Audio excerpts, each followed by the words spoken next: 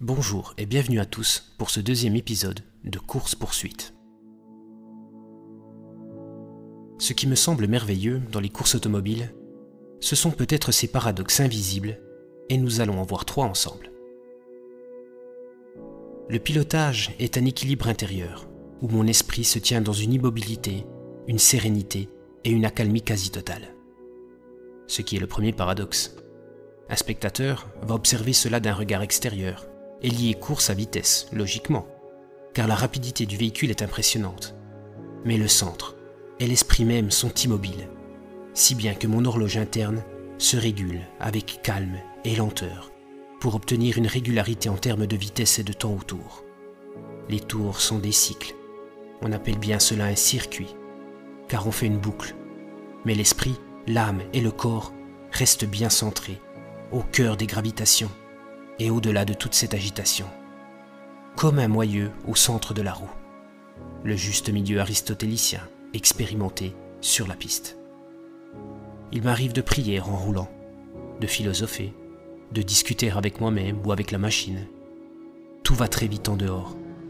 Mais survient un moment où les mains qui sont sur le volant, les pieds qui appuient sur les pédales, cessent d'être des extensions du corps que la tête manie, mais font partie d'un ensemble uni et harmonieux. Le deuxième paradoxe est que les apparences sont trompeuses et qu'une activité peut tromper de par sa forme. En effet, il y a bien plus d'agitation, de vitesse, de tension, de précipitation dans le regard et le corps d'une personne qui, assise au fond de son canapé ou de son lit, navigue sur une plateforme vidéo, en faisant défiler frénétiquement avec son pouce des vidéos en tout genre sur l'écran de son téléphone.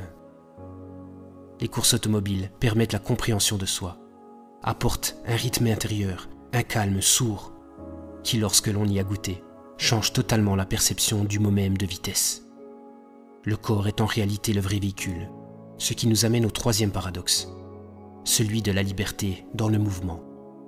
Dans ma monoplace, je suis attaché fortement par les harnais, et ma tête aussi, grâce aux fixations du système de support de nuque.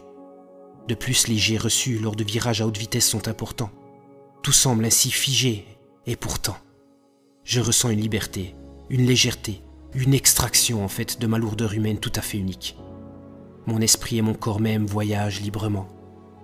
Parfois, certaines activités de la vie, où mon corps peut se déplacer, m'enferment et me scellent moralement et intérieurement.